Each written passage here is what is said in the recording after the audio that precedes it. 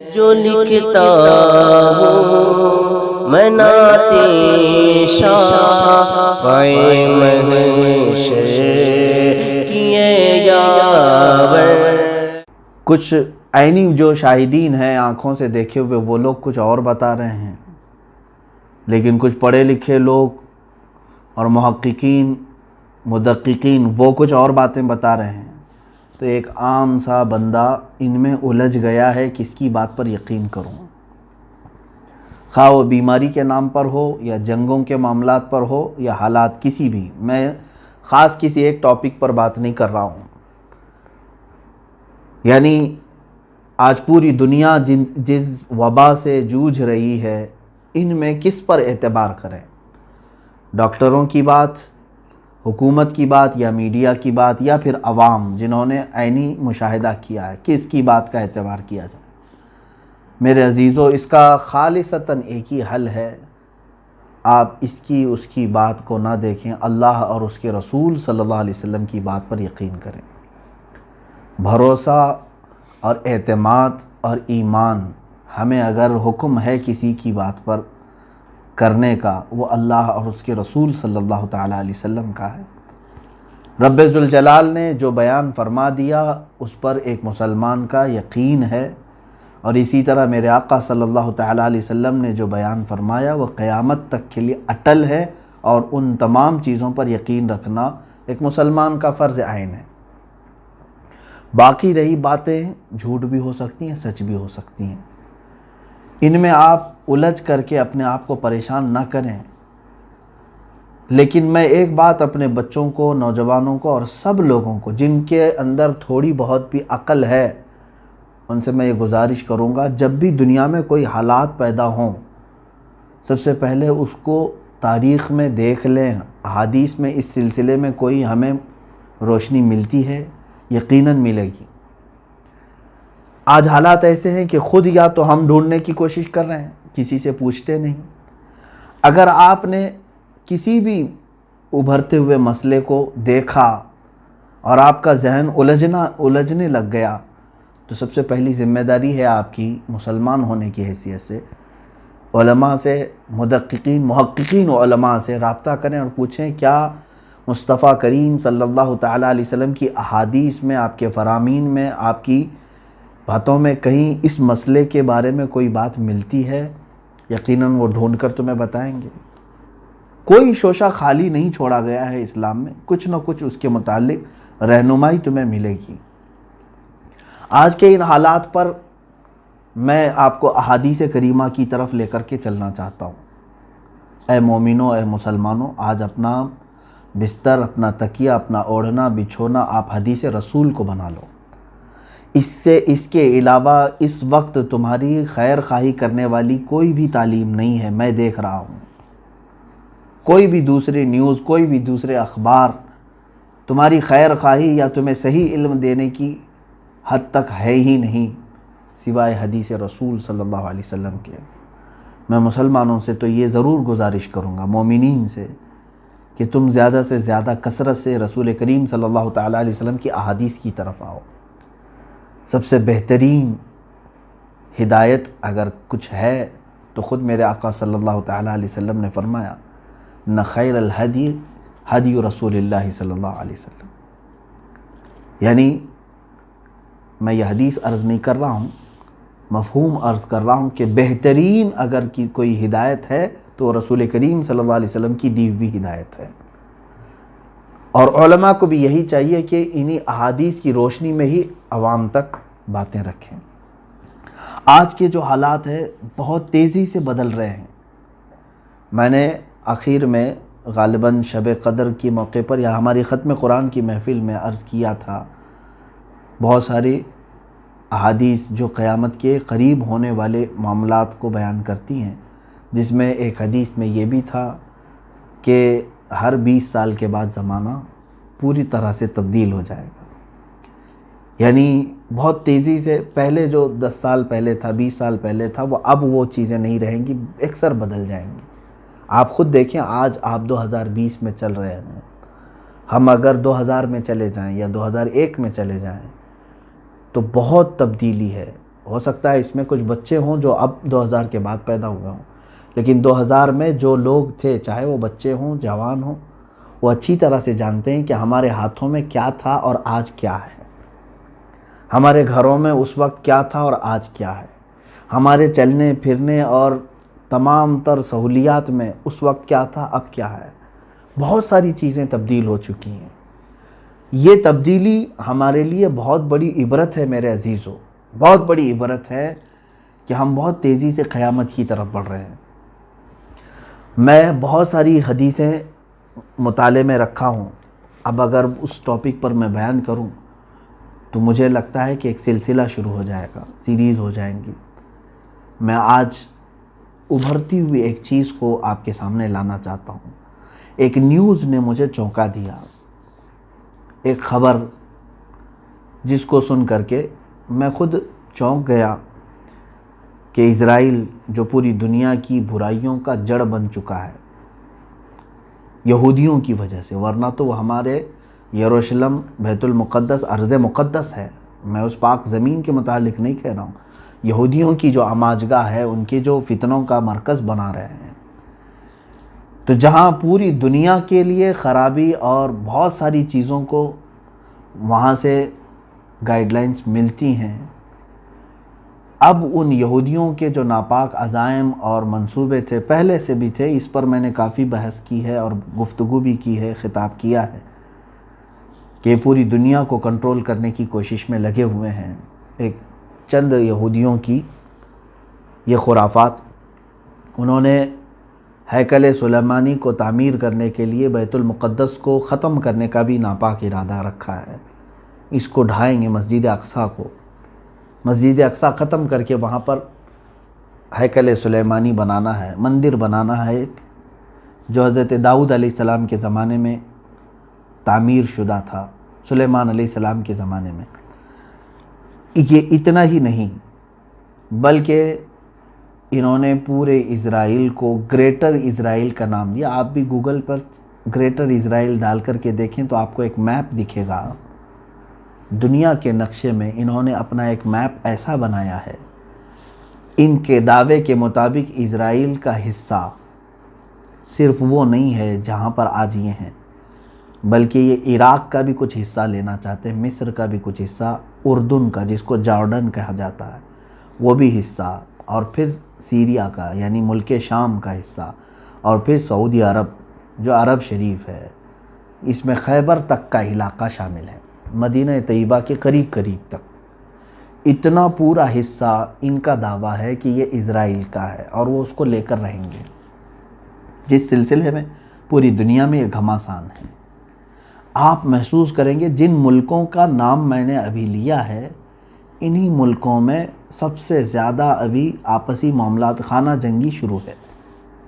آپ مصر کے حالات بھی دیکھیں، پائیدار نہیں ہیں، عراق کو پوری طرح تباہ کر دیا گیا ہے، ملک شام کی حالت کیا ہے آج، اور جارڈن میں بظاہر دیکھنے کو ایک حکومت نظر آتی ہے، ورنہ وہاں پر بھی یہودیوں کی غلامی بہت زیادہ ہے، اور سعودی، ان کو تو دوسرا نام اگر یہودی کہا جائے، جو بادشاہ بیٹھے ہوئے ہیں، جو وہاں پر منتظمین ہیں، میں ان کی بات کر رہا ہوں، سارے ملک کے باشندوں کے لیے نہیں، تو میں سمجھتا ہوں کہ یہ کوئی خراب بات نہیں ہے، وہ مکمل ان کی غلامی میں ہے، بلکہ بہت سارے ایسی باتیں لیک بھی ہوئی ہیں کہ سعودی عرب کے جو ذمہ دار لوگ ہیں انہوں نے اسرائیل کے بہت سارے خفیہ میٹنگیں اٹینڈ کی ہیں، جن کی ویڈیو لیک ہوئی تھی۔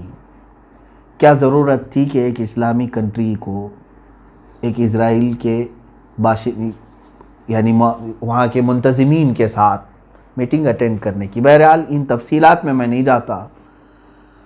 اب جو چیز میں عرض کرنے جا رہا ہوں، اس کے لیے تھوڑی سی میں نے تمہید آپ کے سامنے رکھی۔ برسوں سے تقریباً 100 سال کے قریب ہونے کو آ گئے، اسرائیل اپنی ہجرت وہاں، یعنی یہودی اپنی ہجرت کرتے کرتے کرتے اسرائیل میں کافی بڑی تعداد میں آ گئے۔ پہلے تو یہ ایک چھوٹے سے حصے میں تھے، اور بڑھتے بڑھتے بڑھتے اب پورے فلسطین کو انہوں نے اپنے اندر کر لیا ہے۔ اب فلسطین تھوڑا سا رہ گیا، اسرائیل بڑھ گیا۔ غزہ کی ایک پٹی ہے، اس کے اطراف پورے اسرائیلی آباد ہیں، یہودی آباد ہیں، حتیٰ کہ UN میں، اقوام متحدہ میں یہ قرارداد پاس ہوئی تھی کہ یہودی اردن کے قریب کچھ علاقے ہیں جو فلسطینیوں کے، وہاں اپنی تعمیرات نہیں کریں گے۔ اس کے باوجود اسرائیل نے UN کی مخالفت کرتے ہوئے ابھی تقریباً 2 لاکھ یہودیوں کو اس میں آباد کیا ہے، کئی بستیاں آباد ہو چکی ہیں۔ میں قریب آ رہا ہوں، آپ سوچ رہے ہوں گے یہ باتیں کیوں چھیڑ رہے ہیں، میں قریب آتا ہوں آپ کے۔ یہودیوں کو لا کر کے یروشلم میں بسایا جا رہا ہے۔ یروشلم یہ وہی شہر ہے جس میں بیت المقدس ہے۔ اب یروشلم کا جو لوکیشن ہے وہ تقریباً دنیا کے 3 بڑے ادیان کے لیے مقدس ہے، عیسائیوں کے لیے بھی، کیونکہ بیت اللحم وہاں ہے، عیسیٰ علیہ السلام کی پیدائش جہاں ہوئی تھی۔ یہودی بھی اس کو مقدس مانتے ہیں اور مسلمان بھی، کیونکہ وہ ہمارا قبلہ اول ہے اور مصطفیٰ کریم صلی اللہ تعالیٰ علیہ وسلم کی معراج کا مبدأ ہے۔ وہاں سے حضور اکرم صلی اللہ تعالیٰ علیہ وسلم کی معراج کی شروعات ہوئی تھی، یعنی آسمانوں پر جانے کی۔ تو اس اعتبار سے یہ تینوں بڑے مقدس، یہ تینوں بڑے ادیان کے لیے مقدس حیثیت رکھتا ہے یہ علاقہ۔ اب یروشلم کے لیے ظاہر سی بات ہے مسلمان بھی، عیسائی بھی اور یہودی بھی، تینوں کا وہاں پر کچھ نہ کچھ دعویٰ رہا ہے۔ اب تک سلطان صلاح الدین ایوبی رحمۃ اللہ تعالیٰ علیہ نے جو فتح کیا، اس وقت سے لے کر اب تک مسلمان علی الاعلان اس میں نمازیں پڑھتے رہے اور اپنی عبادات کرتے رہے، اور حالات زمانہ میں سب کے ساتھ یعنی سب کو اجازتیں رہی ہیں، عیسائیوں کو بھی، یہودیوں کو بھی، ان کے مقدس جو بھی معاملات ہیں وہ کرنے کی اجازتیں رہی ہیں۔ لیکن جب سے یہودی وہاں پر آباد ہوئے، انہوں نے دخل اندازی شروع کی۔ اب حالت یہ ہے کہ بیت المقدس میں بھی پرمیشن ان کی لے کر کے مسلمانوں کو جانا ہوتا ہے، یہودیوں کی پرمیشن لے کر انہیں جانا ہے۔ خیر، اب میں قریب اپنے پوائنٹ پر آتا ہوں کہ سالوں بھر محنت کرنے کے بعد اسرائیل نے اب جا کر کے یہ اعلان کرنے کا طے کر لیا ہے۔ اب اگلا جو مہینہ آ رہا ہے جولائی میں نے جو خبر سنی وہ عرض کر رہا ہوں کہ اس وقت یہ اعلان کر دیا جائے گا کہ اب یروشلم جو ہے اسرائیل کا کیپٹل سٹی ہے، راجدھانی ہے۔ اس کے بعد پوری دنیا کا معاملہ گرم ہوگا۔ ہم جون میں چل رہے ہیں، جولائی کے متعلق میں نے سنا ہے، بہرحال خبر غلط بھی ہو جنہوں نے مجھے سنایا ہے، لیکن ان کا ناپاک ارادہ اس سلسلے میں ہے ضرور۔ میرے عزیزو، ان ظالموں نے جو چیزیں پلاننگ کی ہیں وہ اپنی جگہ پر، میں اب حدیث رسول کی طرف آتا ہوں۔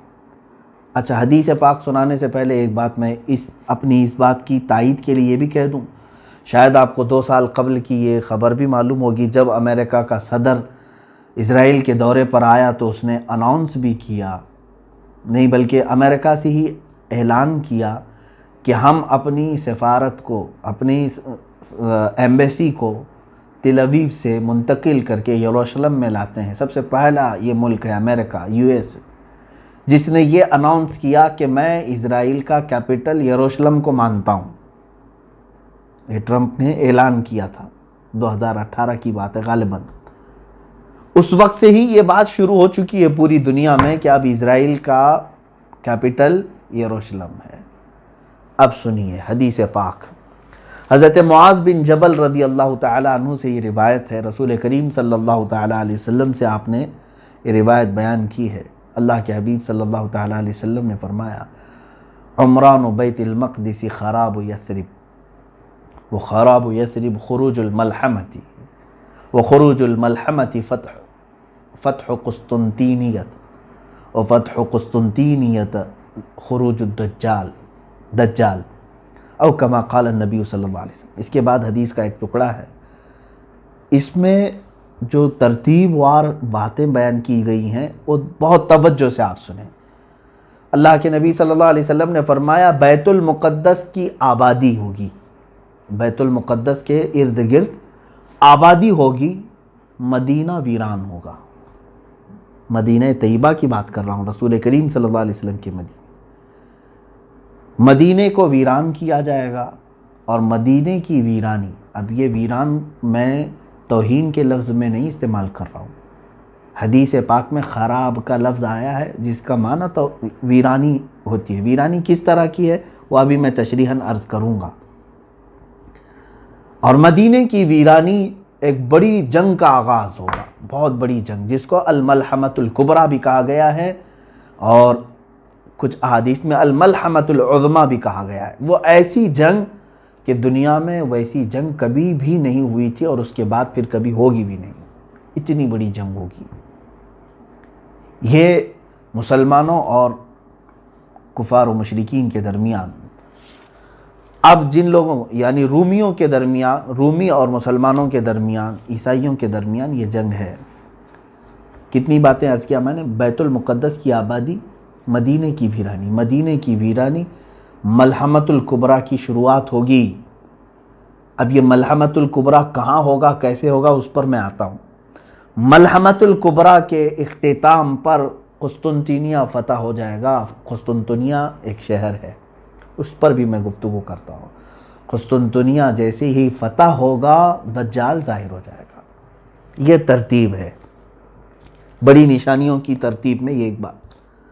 اب اسی پر اگر گفتگو کریں تو بات طویل ہو جائے گی، اور حالات پورے کے پورے اس حدیث کے قریب آ رہے ہیں، اس لیے مجھے آج آپ کو اس حدیث کو سنانا پڑ رہا ہے۔ عزیزان گرامی وقار، اب حالات دیکھیں۔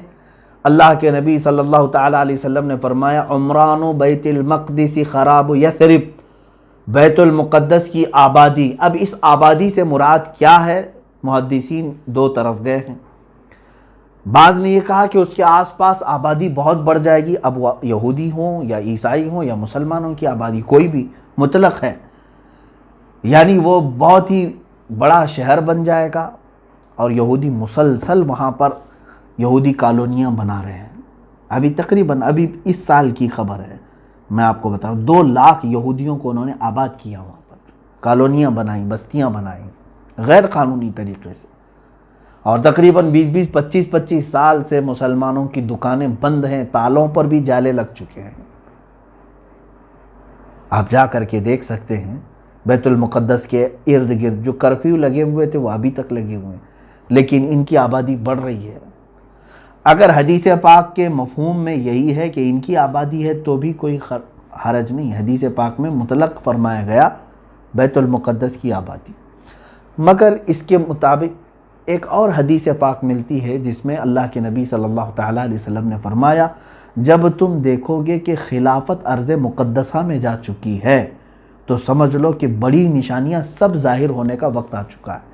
خلافت ارض مقدس کا مطلب بیت المقدس، خلافت اگر ارض مقدس میں آ گئی تو اس کا مطلب یہ ہوا کہ مسلمانوں کی خلافت پھر سے قائم ہوگی، اور وہ بیت المقدس سے ہوگی۔ اب اس حدیث کے متعلق فرمایا گیا کہ اب ارض مقدس میں جب خلافت قائم ہوگی تو وہاں پر آبادی بڑھ جائے گی، کیونکہ دارالخلافہ جہاں ہوتا ہے، دارالحکومت جہاں ہوتا ہے، وہ تو مین شہر ہوتا ہے، وہاں پر کثرت سے آبادی ہوگی۔ تو ایک حدیث کا مفہوم، اس حدیث کا مفہوم یہ بھی ہو سکتا ہے، لیکن اب کے جو حالات مجھے نظر آ رہے ہیں اس حدیث کے مطابق، 2 چیزیں کیا آپ کو ساتھ ساتھ نظر نہیں آ رہی ہیں؟ ایک طرف ان لوگوں نے بیت المقدس پر ظالمانہ جابرانہ قبضہ جمایا ہوا ہے اور کالونیاں بسا رہے ہیں، اور عنقریب آپ دیکھنا کہ اناؤنس ہو جائے گا، پورے کے پورے دنیا کو سینٹرلائز کرنے کی کوشش کی جائے گی۔ آپ دیکھیں گے ان باتوں کو، ساری بینکوں کا، ساری بڑی کمپنیوں کا مرکز اسرائیل بن جائے گا۔ آج بھی پوری دنیا میں جتنے اسلحے، ویپنز، ہتھیار سپلائی کیے جاتے ہیں، اس میں سے بھاری مقدار 60 یا 70% حصہ اسرائیل کا ہے۔ پوری دنیا کو ہتھیار سپلائی کرنے میں یہ چھوٹا سا ملک بڑا کردار ادا کرتا ہے۔ بڑی بڑی کمپنیوں کے مالک اسرائیلی ہیں، آج بھی بڑی بڑی کمپنیاں ہیں جن کو گنانے میں وقت لگ جائے گا۔ یہ ساری کی ساری کہاں مرکزیت اختیار کر جائیں گی؟ اسرائیل میں۔ اب وہی ان کا جو خواب ہے یہودیوں کا یہ خواب ہے کہ ہم گریٹر اسرائیل بنا کر کے رہیں گے، جو انہوں نے میپ میں بنایا ہے اتنا لمبا چوڑا، وہ خیبر تک کا علاقہ قبضہ کرنا ہے۔ اس اعتبار سے وہ عملی طور پر کوششوں میں لگے ہوئے ہیں، مگر میں حدیث بیان کر رہا ہوں آپ کو، بیت المقدس کے ارد گرد آبادی، مدینے کی ویرانی، ایک طرف یہ یہودی کالونیاں بسا رہے ہیں اور دور دور سے ہجرت کر کے وہاں پہنچ رہے ہیں اور ساری بڑی کمپنیوں کا مرکز یروشلم بنانا چاہ رہے ہیں۔ امریکہ نے ایمبیسی منتقل کر دی، اب اس کے بعد اس کے نقش قدم پر دوسرے ملک بھی دھیرے دھیرے اپنی ایمبیسیاں کہاں لے کر کے آئیں گے؟ یروشلم میں لے کے آئیں گے۔ دوسری طرف ادھر مدینہ طیبہ کو دیکھیں، مدینہ طیبہ مسلسل 3 ماہ ہو چکے مسجد نبوی کو بند رکھا گیا ہے۔ اب مدینہ کی ویرانی سے کیا مراد ہے؟ عزیزان گرامی، میرا کلیجہ حلق کو آ جائے اگر میں وہ حدیثیں آپ کو پڑھوں کہ سناؤں، اور یہ حدیثیں صحیح مسلم شریف میں، بخاری شریف میں، صحیح ابن حبان اور موطا امام مالک، یہ 4 مقدس اور بہت ہی بڑی کتابوں کی حدیث ہے۔ اللہ کے نبی صلی اللہ تعالیٰ علیہ وسلم نے یہ فرمایا، تم دیکھو گے عنقریب مدینے کو ایسا چھوڑ دیا جائے گا، مدینے کو چھوڑ دیا جائے گا، یہاں تک کہ اس کے رہنے والے اور زیارت کرنے والے مدینے سے خالی ہو جائیں گے اور مدینے میں درندے آئیں گے، یہاں تک کہ مسجد نبوی میں کوئی درندہ داخل ہو جائے گا۔ صحابہ اکرام رضوان اللہ تعالیٰ علیہم اجمعین نے پوچھا، یا رسول اللہ صلی اللہ علیہ وسلم، مدینہ طیبہ کے پھر پھل اور پھول جو کثرت سے ہوں گے وہ کون کھائیں گے؟ میرے آقا صلی اللہ علیہ وسلم نے فرمایا، صرف پرندے اور درندے کھائیں گے۔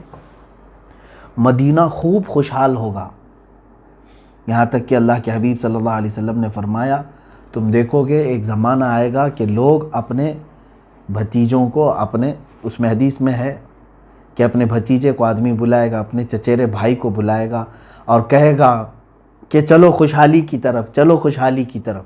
کہاں؟ مدینے میں رہنے والے لوگ یہ بول کر کے مدینہ چھوڑ کر کے جائیں گے، خوشحالی کی طرف چلو، جبکہ میرے آقا صلی اللہ تعالیٰ علیہ وسلم فرماتے ہیں کہ المدینۃ خیر لہم لو کانوا یعلمون، مدینہ ان کے لیے سب سے بہتر ہوگا اگر وہ جان لیں، اگر ان کو تھوڑی بھی شدھ بدھ ہے تو انہیں معلوم ہونا چاہیے کہ مدینہ ان کے لیے خیر ہے، لیکن وہ مدینے کو چھوڑ کر خالی کر کے جائیں گے۔ اب مدینے کی ویرانی سے مراد یہی ہے، تو وہ ابتدا ہم اپنی آنکھوں سے آج دیکھ رہے ہیں۔ مدینہ طیبہ میں رہنے والے لوگ، ہم جیسے لوگ تو دور پڑے ہوئے ہیں، میرے آقا صلی اللہ تعالیٰ علیہ وسلم کی چوکھٹ کے بوسوں کے لیے ہم منتظر ہیں۔ کئی موسم آئے چلے گئے، رمضان بھی گزر گیا، حج بھی گزر گیا، یہ وہ موسم ہوتے ہیں کہ حجاج کی زبانوں سے لبیک سنتے ہی میرے آقا کی یاد آ جاتی تھی کہ یہ نبی کونین صلی اللہ علیہ وسلم کو سلامی پیش کرنے کے لیے جا رہا ہے۔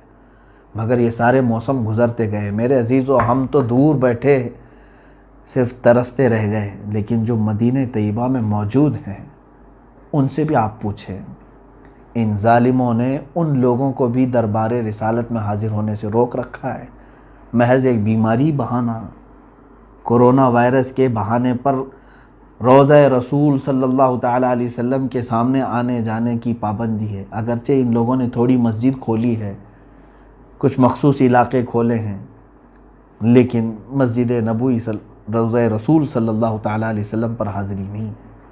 تو کیا یہ ویرانی نہیں ہے؟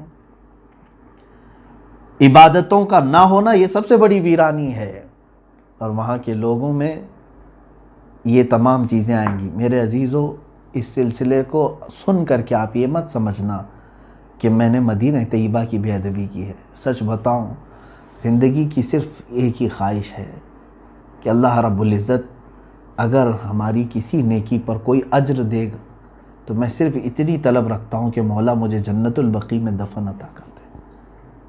میں مدینہ طیبہ کے لیے، عزیزان گرامی وقار، یہ کوئی دکھاوے کی یا ریاکاری کی بات نہیں کر رہا ہوں، یہ اخلاص کے ساتھ اللہ کی بارگاہ میں ہمیشہ دعا کرتا بھی رہتا ہوں۔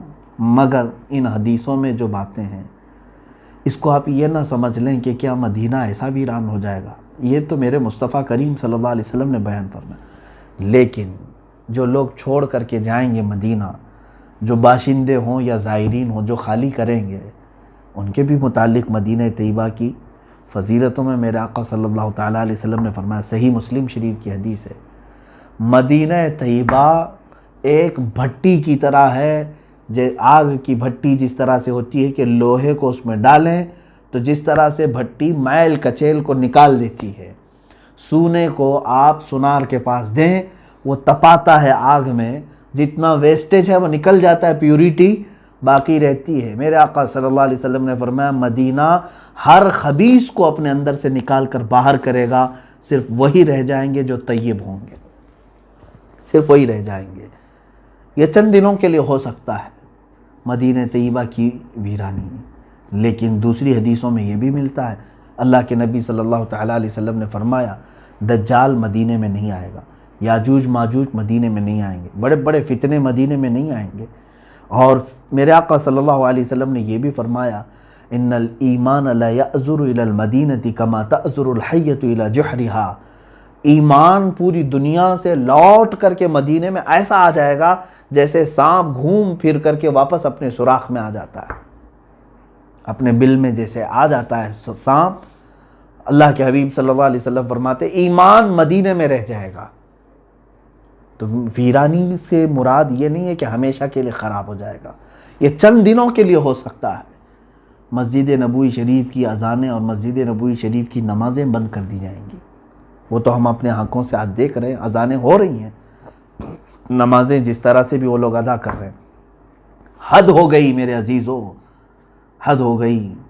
ارے لوگ تو وہاں مرنے کی تمنا رکھتے ہیں، اگر کوئی بیماری کا مسئلہ اس طرح سے ہوتا کہ جان لیوا ہے تب تو ہم سمجھتے، لیکن جس بیماری کو تم لوگوں نے آج پوری دنیا میں ڈر اور خوف کا ماحول بنا کر لوگوں کو وسوسوں میں ڈال رکھا ہے، یہ بیماری سردی اور بخار سے زیادہ کچھ نہیں۔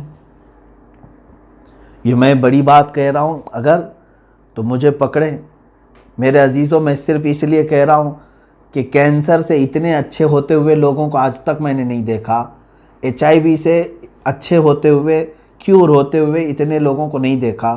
میں صرف اگر اپنے انڈیا کی بات کروں تو 4.5 لاکھ لوگوں کو آج یہاں بتا رہے ہیں، جس میں سے تو 3 لاکھ اچھے ہو چکے ہیں۔ اتنی بڑی تعداد اگر اچھے ہو سکتے ہیں، کیور ہو سکتے ہیں، تو یہ بیماری جان لیوا کیسے ہو گئی؟ اس کو جان لیوا کہتے ہیں۔ اس سے زیادہ خطرناک تو BP ہے، شوگر ہے۔ کبھی بلڈ پریشر والوں کو صحیح ہوتے ہوئے سنا ہے آپ نے؟ شوگر کے مریض کو کیور ہوتے ہوئے سنا آپ نے؟ وہ چلتا رہتا ہے کنٹینیو موت تک۔ اس بیماری کو اتنا بڑا بنا کر کے کیوں خوف کے ماحول میں لوگوں کو مجبور کیا گیا ہے آج؟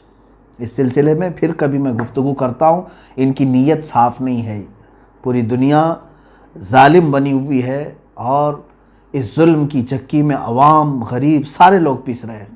یہ اور بات ہے کہ جو بھی آواز ان کے خلاف اٹھائے گا اس کو کیس کریں گے، اندر لے جائیں گے، اور نہ جانے ان کے ساتھ کیا کیا برا کریں گے، مجھے معلوم ہے۔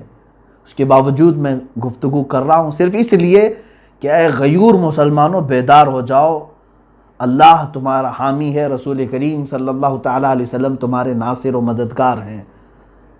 اپنی ان تمام پھیلائی ہوئی باتوں پر اعتماد اور بھروسہ نہ رکھو، ایمان نہ لاؤ ان کی تمام باتوں پر۔ بات یہ عرض کر رہا تھا، مدینہ طیبہ کو جس طرح سے ویران کرنے کی ان لوگوں نے کوشش کی، اللہ اکبر، آج بتانے سے زبان لڑکھڑا جاتی ہے۔ اب اللہ کے حبیب صلی اللہ تعالیٰ علیہ وسلم نے جو بیان فرمایا کہ وَخَرَابُ یثرب خروج الملحمۃ الکبریٰ، خروج الملحمہ، ملحمہ کیا ہے یہ؟ اب اس پر میں بات کروں۔ دنیا کی سب سے بڑی جنگ، ملحمہ جو ہے یہ لحم سے بنا ہوا ایک لفظ ہے، گوشت کاٹنے کی جو دکان ہے اس کو ملحم بھی کہتے ہیں۔ ملحمہ، اس میں گوشت کے ٹکڑے ٹکڑے ہو جائیں گے، جس کی وجہ سے اس کو بہت بڑی ملحمۃ الکبریٰ، یعنی اللہ کے حبیب صلی اللہ تعالیٰ علیہ وسلم نے یہ فرمایا خراب یثرب خروج الملحمہ۔ ملحمہ کیا ہے؟ ایک بہت بڑی جنگ ہے۔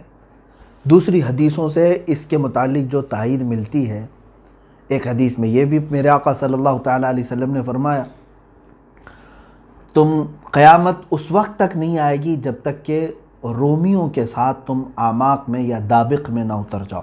یہ دو جگہوں کے نام میں بتا رہا ہوں. مرج دابق اور آماق یہ لفظ آئے ہیں. اور ایک حدیث میں ہے حضور صلی اللہ تعالیٰ علیہ وسلم نے فرمایا ملحمۃ الکبریٰ ہوگی، سب سے بڑی جنگ ہوگی مسلمانوں میں اور عیسائیوں میں، اور یہ غوطہ میں ہوگی جو دمشق کا ایک علاقہ ہے. غوطہ حدیث میں لفظ بھی آیا ہے. مسلمانوں کا مرکز غوطہ ہوگا. اس وقت تمام مسلمان وہاں جمع ہوں گے دمشق میں، غوطہ.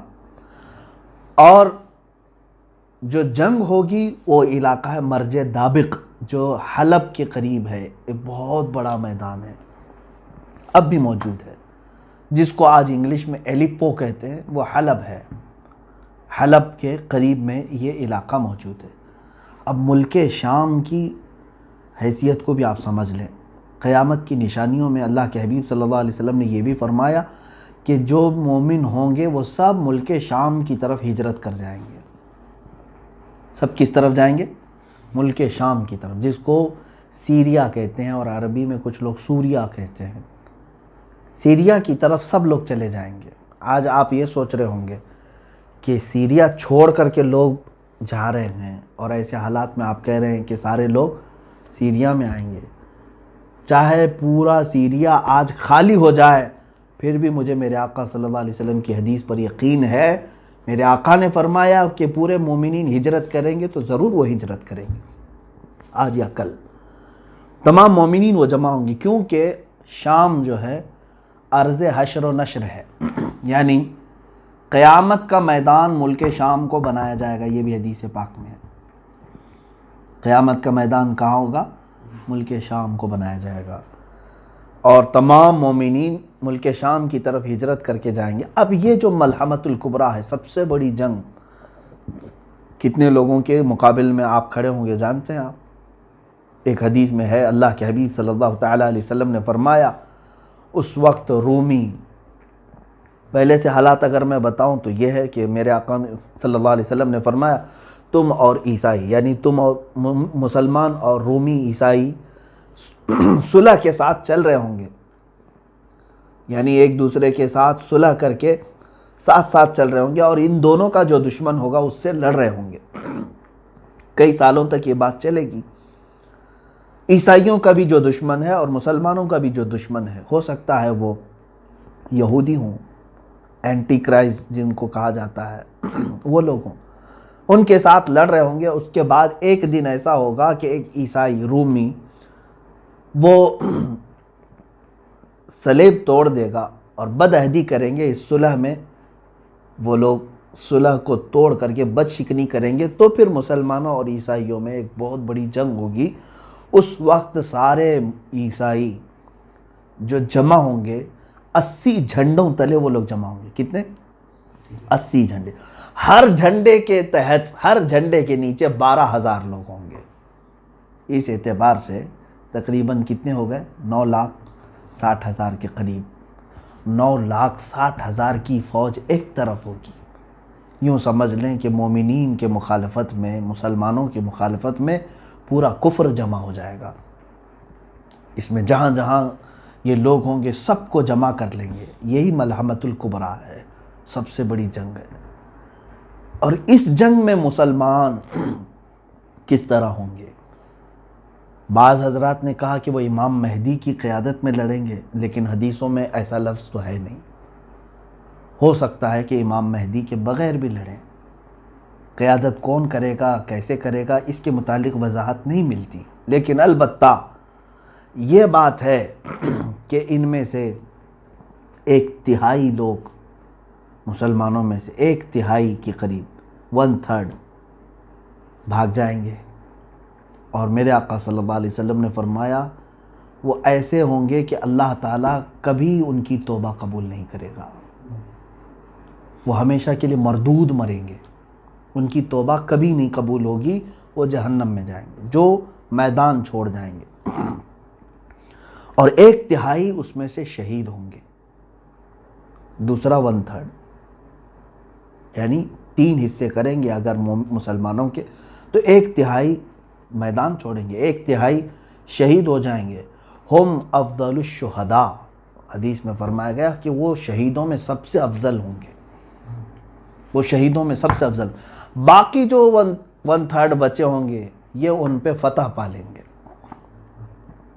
ان پہ فتح پالیں گے۔ یہ میرے آقا صلی اللہ علیہ وسلم نے فرمایا ہے تو فتح ہوگی۔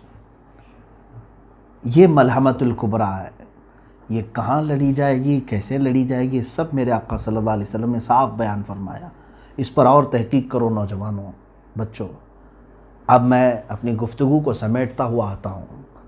جو حالات آج تھے، جس کی طرف آج اشارے مل رہے ہیں، پورے دنیا کی پولیٹکس گرم ہو چکی ہے، اس سلسلے میں نے یہ حدیث عرض کی۔ میں آخری یہ 2 باتیں عرض کر کے کچھ تبصرہ کروں۔ اور جیسے ہی ملحمۃ الکبریٰ ختم ہوگی، حدیث پاک کے لفظ ہیں فتح قسطنطینیہ۔ قسطنطنیہ کیا ہے؟ یہ آپ ہو سکتا ہے یہ لفظ سن رہے ہوں، حالانکہ یہ پرانا لفظ ہے اور علم والے جانتے بھی ہیں۔ یہ ترکی کا وہی شہر ہے جس کو آج استنبول کہا جا رہا ہے۔ اس شہر کے فتح کے سلسلے میں بھی میرے آقا صلی اللہ تعالیٰ علیہ وسلم نے بشارت دی تھی۔ اول جیش غزاہا، ایک حدیث پاک میں ہے، وہ سب سے پہلا لشکر جو غزوہ کرے گا یا جہاد کرے گا اور قسطنطنیہ فتح کرے گا، وہ لوگ بلا حساب و کتاب جنت میں جائیں گے۔ وہ فتح قسطنطنیہ جو ہے وہ پہلے کے دور میں ہو چکی ہے، حضرت عمر فاروق رضی اللہ تعالیٰ عنہ کے زمانے میں، اور اس کے بعد کئی مرتبہ جو ہے یہ شہر فتح ہوا ہے۔ سلطان محمد فاتح کا بھی نام آتا ہے اس میں، جو قسطنطنیہ جنہوں نے فتح کیا، کافروں کے ہاتھ میں گیا پھر فتح کیا، ان کے ہاتھ میں گیا پھر فتح کیا۔ اب تو چونکہ یہ ترکی کے پاس ہے، ترکی کا بڑا شہر ہے، اور ابھی ترکی میں مسلمان ہیں، اسلامی حکومت ہے، لیکن جہاں تک خدشہ میرا ہے، میں اپنی بات کر رہا ہوں، ہو سکتا ہے یہ ترکی کے ہاتھ سے نکل جائے گا استنبول شہر، یہ پھر سے عیسائیوں کے ہاتھ میں ہو سکتا ہے چلا جائے، اور ایک زمانے تک ان کے ہاتھ میں رہے گا، کیونکہ آج کے جو حالات بتا رہے ہیں، لبرلزم وہاں پر کافی بڑھ چکا ہے۔ جو بلکہ میں اگر بتاؤں، آپ تحقیق کریں، ترکی کی حکومت کا جو آئین ہے، وہاں کا جو نظام ہے، اس میں بھی یہ چیز موجود ہے کہ وہ ترکی کوئی ایک مذہبی حکومت نہیں، یعنی وہاں کا کوئی سرکاری مذہب نہیں ہے، بلکہ وہ جیسے انڈیا ہے سیکولر ہے، ہمارا کوئی سرکاری مذہب نہیں، اسی طرح سے ترکی کا بھی انہوں نے بنایا ہے۔ جب خلافت عثمانیہ ختم ہوئی تھی تب یہ بنایا گیا تھا اس طرح سے کہ موجودہ صدر نے اسلامی کام زیادہ کیے ہیں، لیکن آج بھی وہاں کا نظام ہے وہ سیکولر ہے، اور آج بھی بہت سارے وہاں امریکہ کے پٹھو موجود ہیں، بہت سارے ایسے جو منافق ہیں، وہ اپنے ماحول کو بڑھانے کی کوشش کر رہے ہیں۔ تو مجھے جہاں تک اندیشہ لگتا ہے استنبول ان کے ہاتھ سے جائے گا اور عیسائیوں کے قبضے میں رہے گا، چونکہ حدیث پاک میں جو ترتیب بتائی گئی ہے، پہلے عمران و بیت المقدس، بیت المقدس کی آبادی اور مدینہ کی ویرانی، مدینہ کی ویرانی ملحمۃ الکبریٰ کا ظہور ہوگا، یعنی بڑی جنگ ہوگی۔ اب وہ بڑی جنگ سالوں تک نہیں چلے گی۔ ایک بات یہ بھی سمجھ لے، جیسے وار نہیں ہے یہ world war first, world war 2 جس طرح سے ہوئی، بہت سارے لوگ اس کو ورلڈ وار 3 بھی سمجھ رہے ہیں۔ میں جہاں تک سمجھتا ہوں یہ ورلڈ وار 3 کی بات نہیں ہے جو ملحمۃ الکبریٰ میں بتائی گئی ہے۔ ورلڈ وار 3 ہو سکتی ہے آپسی ممالک میں، لیکن یہ جو ہے وہ صرف 2 دن 3 دن یا 4 دن کا ذکر آیا ہے۔ وار جو ہے کنٹینیو چلتی رہتی ہے، یہ جیسے جنگ بدر ہوئی 1 دن میں ختم ہوئی، جنگ احد تھی 1 دن میں ختم ہوئی، اسی طرح سے ملحمۃ الکبریٰ بھی جو ہے یہ بہت لمبے سالوں تک یا مہینوں تک نہیں چلے گی، زیادہ سے زیادہ اس کی مدت 1 ہفتہ ہو سکتی ہے احادیث پاک کی روشنی کے مطابق۔ تو عزیزان گرامی، اب ملحمۃ الکبریٰ کے ختم کے بعد کیا ہوگا؟ قسطنطنیہ فتح ہوگا۔ تو فتح ہونے کی جو بات کی گئی ہے، اگر آلریڈی پہلے سے وہ مسلمانوں کے قبضے میں ہے تو پھر فتح کی بات کیسے فتح کی بات کیسے ہو سکتی ہے؟ اور فتح قسطنطنیہ سے مراد اگر پہلے والی فتح جو حضرت عمر کے زمانے میں ہوئی یا سلطان محمد فاتح کے زمانے میں ہوئی، تو پھر یہ بھی ماننا پڑے گا کہ اس سے پہلے ملحمۃ الکبریٰ ہو چکی ہے، اس سے پہلے مدینہ ویران ہو چکا ہے، اس سے پہلے بیت المقدس کی یہ ساری ترتیب الٹ جائے گی۔ تو اسی لیے میں نے کہا کہ ہو سکتا ہے استنبول شہر آج کا یعنی عیسائیوں کے قبضے میں چلا جائے، پھر فتح ہوگا، اور وہ فتح کیسے ہوگی؟ جنگ سے نہیں، بلکہ حدیث پاک میں ہے وہ الملحمۃ الکبریٰ میں سے 1/3 جو لشکر تھا مسلمانوں کا، وہی جائیں گے فتح قسطنطنیہ کے لیے، اور وہ امام مہدی کی قیادت میں ہوں گے، امام مہدی کی قیادت میں ہوں گے۔ اس میں یہ بتایا گیا ہے کہ وہاں پر وہ لوگ بغیر کسی قتل کے، بغیر کسی لڑائی کے قسطنطنیہ کو کیسے فتح کریں گے؟ مسلمان نعرہ لگائیں گے، لا الہ الا اللہ واللہ اکبر، جیسے وہ ایک بار بلند آواز سے کہیں گے اس کا ایک حصہ فتح ہو چکا ہوگا، دوسری مرتبہ کہیں گے تو استنبول کا دوسرا حصہ فتح ہو چکا ہوگا، یہ حدیث پاک میں موجود ہے۔ تیسری مرتبہ مسلمان نعرہ تکبیر اس طرح بلند کریں گے، لا الہ الا اللہ واللہ اکبر، قسطنطنیہ یعنی استنبول شہر فتح ہو چکا ہوگا۔ اب جو بات بتانی ہے وہ بہت اہم ہے، بہت اہم ہے۔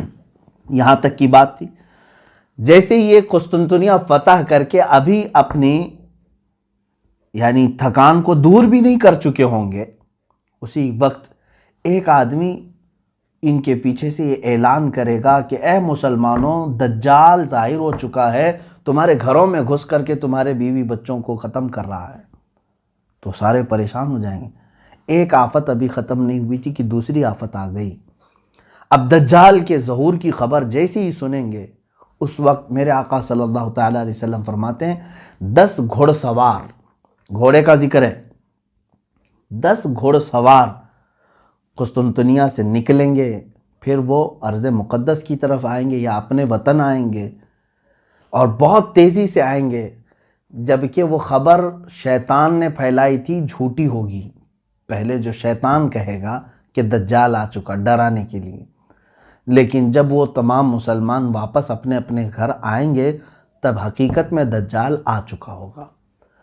اب سنیں، بڑی بات ہے، اللہ کے نبی صلی اللہ علیہ وسلم نے فرمایا میں ان میں سے ہر گھوڑ سوار کو جانتا ہوں، اس کا نام بھی، اس کے باپ کا بھی نام، اور اس کے گھوڑوں کے رنگ بھی جانتا ہوں۔ یہ رسول کریم صلی اللہ علیہ وسلم نے فرمایا۔ اس کا مطلب مجھے یہ بھی لگتا ہے کہ گھوڑ سواری قیامت تک ختم نہیں ہوگی، یا ایک حدیث پاک میں یہ بھی ملتا ہے کہ لوگ اپنے پرانے ہتھیار کی طرف واپس آ جائیں گے، پرانے ہتھیار کی طرف واپس آ جائیں گے، یہ حدیث پاک میں ملتا ہے۔ ظاہر سی بات ہے آج کے دور میں ہم سائیکل اور موٹر سائیکل پر چلنا نہیں چاہ رہے ہیں، رفتار اتنی تیز ہو چکی ہے، ہم جو ہے اب کاروں میں، اور کاروں سے زیادہ اب اور تیز ہم دیکھنا چاہ رہے ہیں، بلٹ ٹرین آ چکی ہے، اس سے زیادہ تیز ہم تو ایروپلین دیکھ چکے ہیں، راکٹ دیکھ چکے ہیں۔ اتنی تیزی کے زمانے میں پھر گھوڑے کا تصور کیسے؟ گھوڑا کیوں استعمال کرے گا کوئی؟ لیکن حدیث پاک میں اگر آیا ہے تو یقیناً میرا یقین کہتا ہے، میرا ایمان ہے یہ کہ یقیناً لوگ گھوڑے پر ہی سواری کریں گے، اور اس وقت اپنی پرانے ہتھیار ہو سکتا ہے۔ اس کی وجہ یہ ہو سکتی ہے، جیسے کہ ایک سائنسدان نے کہا ہے، بڑا سائنٹسٹ ہے، اس نے بھی یہ بات کہا کہ میں ورلڈ وار 3 کے بارے میں تو نہیں جانتا کہ کیسے ہوگی، بایولوجیکل ہوگی، جیسے ابھی بہت سارے لوگ کہہ رہے ہیں وائرس پیدا کیا گیا ہے، اگر پیدا کر کے ایک ملک دوسرے ملک کو تباہ کرنے کی کوشش کر رہا ہے تو یہ بایولوجیکل وار ہے، ایک دوسرے کو مطلب وبا پھیلا کر کے ختم کرنا، یا پھر ٹیکنالوجی کے اعتبار سے ہوگی کہ مطلب آن لائن جو ہے اس کا پورا سافٹ ویئر ہیک کر لیا، اس کی بینک کرپٹ کر دیا، یہ بھی ایک وار ہے، یا پھر جو ہے بارود سے ہوگی، پیٹروٹ میزائل سے ہوگی، کس سے ہوگی ورلڈ وار 3، اس کے بارے میں پکا کسی کو علم نہیں۔ اس سائنٹسٹ نے بھی یہ کہا یہ تو مجھے نہیں معلوم کہ ورلڈ وار 3 کس طرح کی ہوگی، لیکن یہ میں ضرور بتاؤں گا کہ ورلڈ وار 4 اگر ہوئی تو پھر وہ لکڑیوں اور تلواروں سے ہی ہوگی۔ وہ کیوں؟ اس سے پوچھا گیا تو اس نے کہا ورلڈ وار 3 میں لوگ اپنے پاس جو کچھ بھی ہے ایک دوسرے پر ڈال کر کے سب تباہ کر چکے ہوں گے، ان کے پاس کچھ بھی نہیں بچا ہوگا۔ یہ ہو سکتا ہے، یہ تشریح سمجھنے فہم کے قریب ہے۔ ہر ملک آج ایک دوسرے کو ڈرا رہا ہے اپنے نیوکلیائی پاور ہونے کا، اس کے پاس نیوکلیئر ہے اور ڈرا رہا ہے ایک دوسرا ملک اور ممالک کے درمیان۔ یہ رسہ کشی تو آج اتنی عروج پر آ گئی ہے، بارڈر کے مسئلے آج دیکھ رہے ہیں ہم۔ ہر ایک ملک جو ہے اب اس میں جو بڑے بڑے جو ممالک ہیں جن کے پاس آج بارود ہے، نیوکلیائی پاور ہے، اگر ان میں سے کسی نے بھی نیوکلیائی پاور کا استعمال کیا تو انجام اتنا خطرناک ہوگا۔ آپ نے تاریخ پڑھی ہوگی کہ امریکہ نے ناگاساکی اور ہیروشیما پر جو نیوکلیائی بم گرائے تھے، ایٹم بم گرائے تھے، آج سے وہ تقریباً 80 سال کے قریب ہو گئے، زیادہ عرصہ ہو گیا، 70 سال کے قریب ہو گئے۔ آج تک وہ زمین بنجر ہے، وہاں سے کوئی ایک سبزہ نہیں اگتا، وہاں کے لوگ معذور پیدا ہوتے رہے سالوں تک۔ اتنی خطرناک اس کی زہریلی گیس ہے، اور اگر وہ اس زمانے کا نیوکلیئر تھا، اب اس وقت اور پتہ نہیں اس میں کتنا ڈیولپ کر چکے ہوں گے۔